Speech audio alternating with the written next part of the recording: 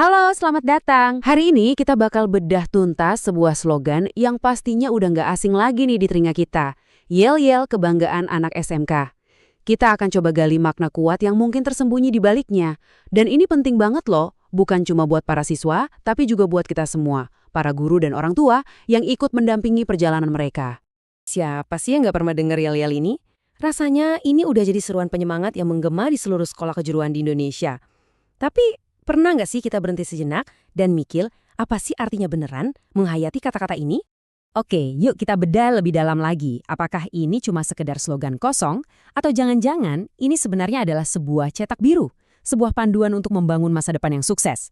Nah, kita akan jelajahi filosofi di balik seruan penuh semangat ini berdasarkan pemikiran dari seorang pendidik, Bapak Ahmad Fatsyuddin. Jadi, begini alur pembahasan kita. Pertama, kita akan lihat apa sih yang ada di balik slogan ini. Terus, kita pahami kekuatan dari kata bisa itu sendiri. Kita bedah jadi 5 pilar utamanya. Lalu, kita lihat gimana kelima pilar itu bisa membangun kita menuju hebat. Dan di akhir, gimana caranya mengubah semua ini jadi aksi nyata. Oke, kita mulai dengan satu pemahaman penting. Ini tuh jauh lebih dari sekedar rangkaian kata yang diucapin bareng-bareng. Ini adalah fondasi dari sebuah mentalitas. Menurut Pak Ahmad Fatsyuddin, kata bisa itu fungsinya kayak sugesti positif yang luar biasa kuat. Ketika kita ucapkan berulang-ulang, kata ini tuh meresap tertanam di alam bawah sadar kita. Dari situlah keyakinan dan tindakan seorang siswa mulai terbentuk. Ini nih langkah pertamanya yang paling dasar. Ternyata keyakinan inti saya bisa ini nggak berdiri sendiri loh. Ada 5 nilai yang menopangnya. 5 pilar yang beda tapi saling nyambung. Dan yang paling penting bisa kita terapkan sehari-hari. Nah ini yang keren banget. Slide ini tuh kayak ngasih kita peta jalan yang jelas banget. Inilah kelima pilar yang mengubah ide bisa dari cuma sekedar ucapan menjadi sebuah kenyataan yang bisa kita lihat dan rasakan. Pilar pertama, kemandirian dan kemampuan. Ini semua tentang menumbuhkan keyakinan paling dasar pada kemampuan diri sendiri untuk bertindak dan mencipta. Ini tuh fondasinya dari semua hal. Jadi gini, poin pentingnya tuh bukan cuma soal gue bisa mandiri.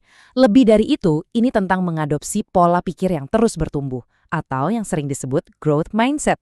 Kita percaya kalau kita bisa bekerja, bisa berinovasi, dan bahkan bisa menciptakan lapangan kerja buat orang lain. Lanjut ke pilar kedua yuk, dan kita lihat gimana ini nyambung dari yang pertama, yaitu kemampuan untuk bisa berkembang di lingkungan manapun. Dengan kata lain, adaptabilitas. Ini nunjukin banget ya, kalau sukses di dunia kerja itu butuh kelincahan mental. Kemampuan buat terus menyesuaikan diri sama perubahan di dunia industri yang cepet banget. Entah itu pas di rumah, di sekolah, apalagi nanti di tempat kerja. Pilar ketiga ini ngebahas musuh terbesar kita semua, yang sering banget nahan potensi kita, keraguan pada diri sendiri. Yap, ini semua tentang membangun kepercayaan diri. Jadi, cuma dengan mengucapkan saya bisa berulang-ulang, itu udah jadi alat yang ampuh banget buat membangun PD yang kita butuhkan. PD buat ngejar cita-cita besar, mau itu buat kerja, jadi pengusaha, atau lanjut sekolah lagi. Oke, pilar keempat ini cakupannya lebih luas lagi. Dampak suksesnya bukan cuma buat diri sendiri, tapi buat komunitas di sekitar kita. Tujuannya adalah menjadi sebuah sumber kebanggaan. Jadi jelas ya, bisa itu bukan cuma soal skill, tapi juga soal karakter. Ini soal pemahaman kalau prestasi kita, apalagi yang diraih dengan jujur dan kerja keras, itu bisa bikin bangga semua orang di sekitar kita. Orang tua, alma mater sekolah, bahkan bangsa kita. Nah, pilar terakhir ini puncaknya. Gabungan dari semua pilar sebelumnya, yaitu menjadi seseorang yang bisa jadi panutan buat orang lain. Singkatnya, menjadi seorang peladan.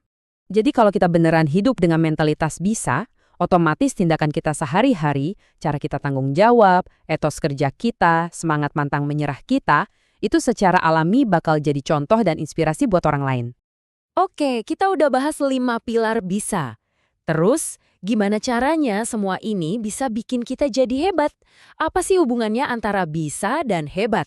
Coba deh, lihat perbandingan ini. Jelas banget kan? Bisa itu adalah prosesnya, mindsetnya, fondasinya. Sementara hebat adalah hasilnya, buah dari kerja keras kita setelah benar-benar ngejalanin prinsip-prinsip bisa tadi. Intinya gini, Kita nggak bisa cuma ngaku-ngaku hebat. Kehebatan itu sebuah status, sebuah predikat yang harus diraih dan dibuktikan lewat tindakan nyata, yang akarnya dari kelima pilar tadi. Nah, ini nih bagian paling pentingnya, kesimpulan dari semua filosofi ini. Gimana caranya kita mengubah kata-kata ini menjadi sebuah kenyataan?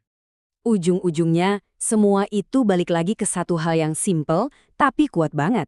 Sebuah keyakinan pada potensi yang ada di dalam diri kita sendiri. Keyakinan bahwa kita bisa. Dan akhirnya, ini jadi tantangan buat kita semua kan? Sebuah ajakan untuk saya, untuk Anda, untuk kita semua. Gimana caranya kita mengubah slogan ini dari sesuatu yang cuma kita teriakan menjadi sesuatu yang kita lakukan setiap hari. Dimulai dari hari ini, sekarang juga.